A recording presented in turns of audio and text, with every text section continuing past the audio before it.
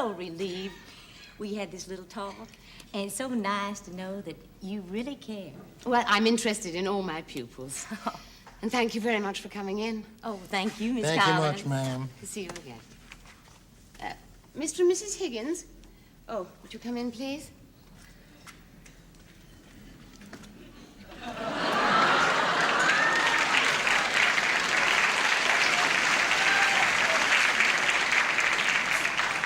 I'm Miss Collins, Bubba's teacher. Oh, how do you do?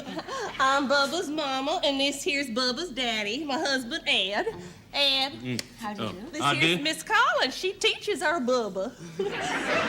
Oh, Miss Collins, my mama is waiting outside. She's such a devoted grandma that she insisted on coming with us today to talk about Bubba. Oh, we'll bring her in by all means. Thank you so much.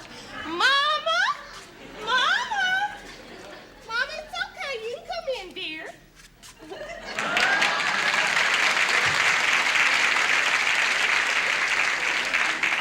I'll just sit somewhere in the back, and I promise not to butt in. Oh, now, Mama, come on, as if anybody ever thought of you as butting in. Miss Collins, this is my mama. How do you This do? is Bubba's teacher, Miss Collins. Last thing I want to become is one of them butt-insky grandmas.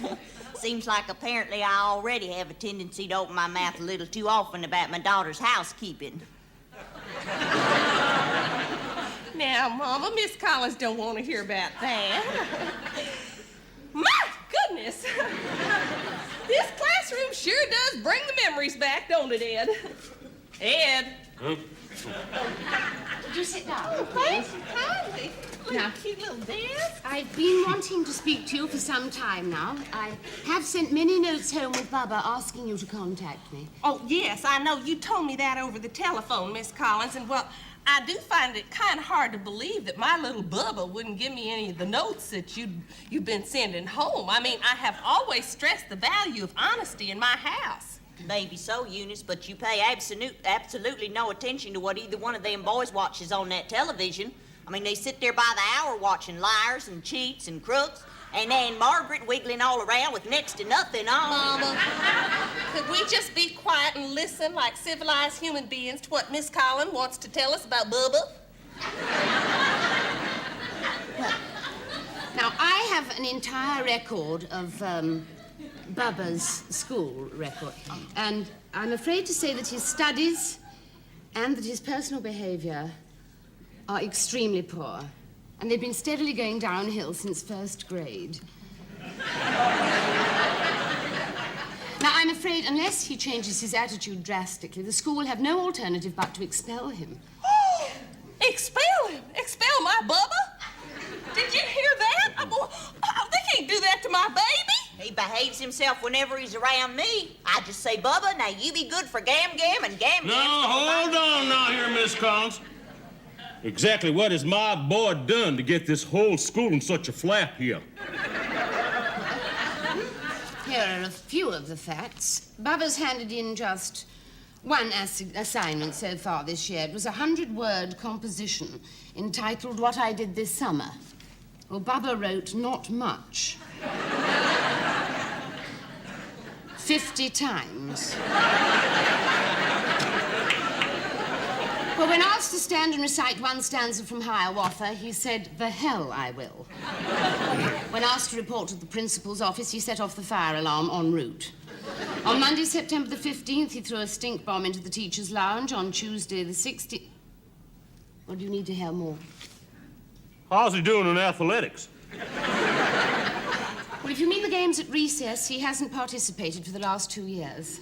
Why do you like that? That little pansy's coming here to school and chickening out all the games. No, he's not chickening out, Mr. Higgins. The other pupils will not permit him to play.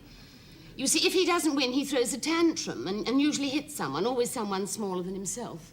Well, that's something anyway. Shows you got a little spirit in him. But don't you see that spirit indicates a very, very disturbed child? No, come on now, hold on, Miss Collins. Let's not fall off the deep end just because the boy's kicking up his heels a little bit. I didn't know he had it in him. He's such a pasty-faced little droop around the house. Here's another example of his kicking up his heels. This morning, he stole Margie Buchanan's chicken salad sandwich and forced her to eat his own bologna sandwich, nearly choked the poor child to death. Well, now, just wait just a minute. Let me get something straight here. How do you know he did that? Did you see him do that? Well, no. It was reported to the principal by another child. What are you gonna do, listen to some little snitcher? Well, the snitcher in this instance was his own brother, Billy Joe. That's one thing Bubba cannot resist is good chicken salad. Last time the boys were over at my house, I made up a big bowl of it. It was gone for lunch. What you gotta do, Eunice, is cut up them little sweet pickles. We don't need your recipe for chicken salad, Mama. Thank you very much. Poor little tykes. I think I'd steal some chicken salad, too, if all I ever got was bologna sandwiches day after day. Do not start on me on how I feed my boys, Mama. I see to it that they get more than bologna sandwiches. I want you to know that.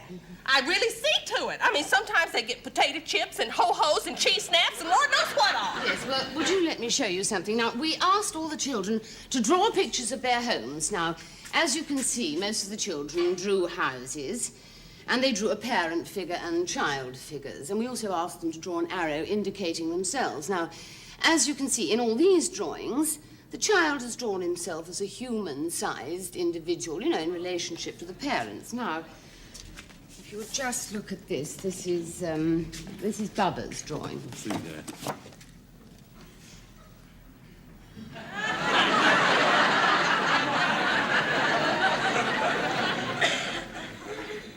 Is that supposed to be my hair? I mean, look how he thinks my hair looks. My hair don't look like Now, that. look, this drawing suggests how little and insignificant he feels in his own home. Well, he always was small for his size. Look how he thinks my hair looks. My hair don't look like that. What the hell's he doing in our class anyway? Next thing you'll be giving him is hairdressing. I'm trying to draw your attention to this little dot that he thinks of as himself. Well, he's always been frail. You don't get enough to eat. I am not in the mood for this, Mama. Will you please let us concentrate on Bubba? We are here for his welfare. He's failing in all his courses. Therefore, I cannot overemphasize to you the importance of an open, loving home climate. What y'all looking at me for? Oh, I get it. I get it. You're gonna lay it all at my feet, just like all them other teachers did. It's Eunice's fault, huh? Eunice is the heavy. I'm always the goat. Well, just when am I ever gonna get off the pan? Will somebody tell me that? Eunice, if we came here to listen to what this lady's got to say, why don't you sit down so we can listen? Well, we came here to hear what she has to say, Mama, not what you have to say. Well, I got a right to speak up about my own grandson. Well, then, okay, why don't you take over? Do you hear how she talks to me? Well, guess I'd better go after her. No, perhaps Mrs. Higgins would like to have time to think things over. It might be nice to take advantage of a little breather.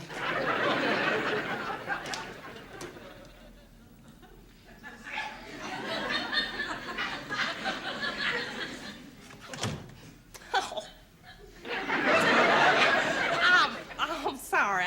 It just ain't like me to fly off the handle like that. I guess I just let it get to me, that's all. And I got a little upset. I'm sorry. I know I shouldn't take myself so seriously and all. So, my apologies, Miss Collins. Eunice, that's the truth. You do take things way too seriously. I know, Mama. Isn't that what I just said? I just said I take things way too seriously. Didn't you hear me say that?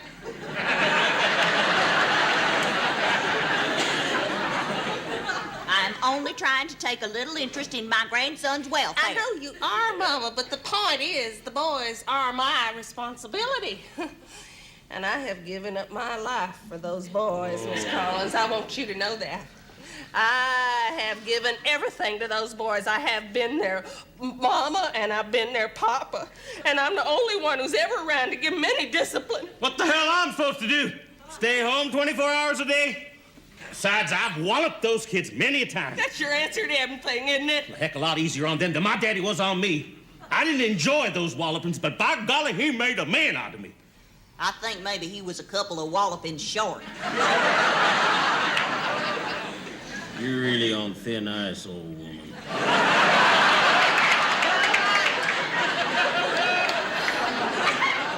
Look, none of you seem to realize that without some responsible parental guidance, your son is headed for big trouble. I just wasn't meant to have boys. I just can't handle boys. Both times when I was rolled through them delivery room doors, I kept praying, oh Lord, please let me have a beautiful little baby girl that I could dress up in lace petticoats and ruffles and pretty little dresses like I never had. And both times I got these big, fat, awful boys. And my figure's never been the same. You wore dresses, Eunice. You want Miss Collins to think that I let you run around naked? They were my sister Ellen's hand-me-down. She never bought me a dress of my own in my whole life. You never have! Now, you use a different tone of voice, Missy. I am still your mother, and you listen here to me. I warned you if you married this big bozo, you was gonna wind up giving birth to a bunch of freaks. Well, you got them now, so you listen to what this lady's telling you. You give them plenty to eat, you give them a pat on the back once in a while, and you let them know you're behind them 100%. That's the way I raised all of my kids. What? What? Am I hearing rightly? When did you ever give me a pat on the back, huh?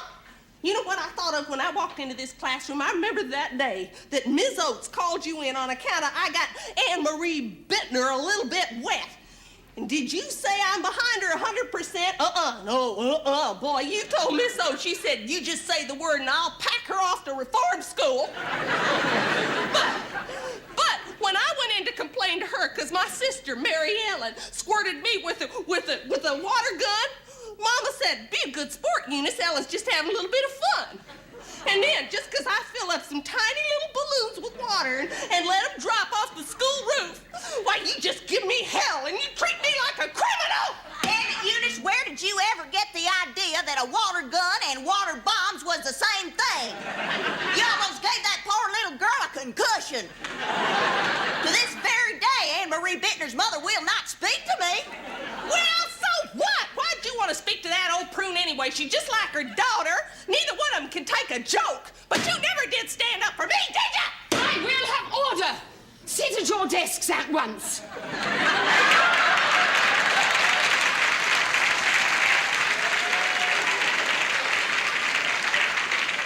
Now, this is my classroom, and you will behave yourself. My name is Miss Collins. I am the teacher. You are the parents.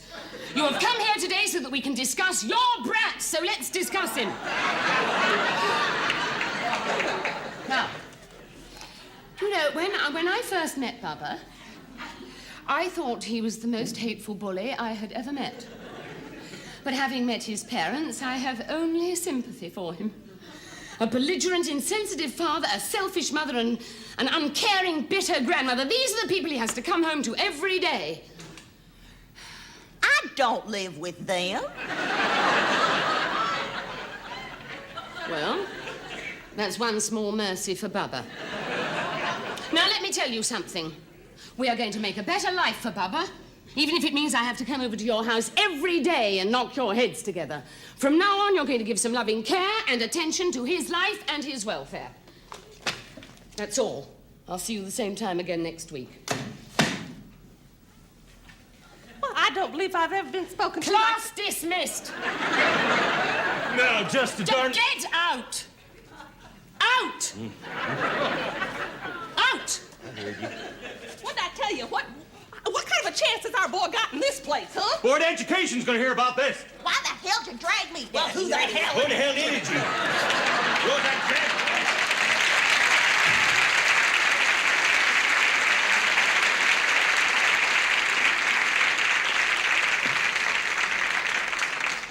Oh, Bubba, we've got a lot of work to do.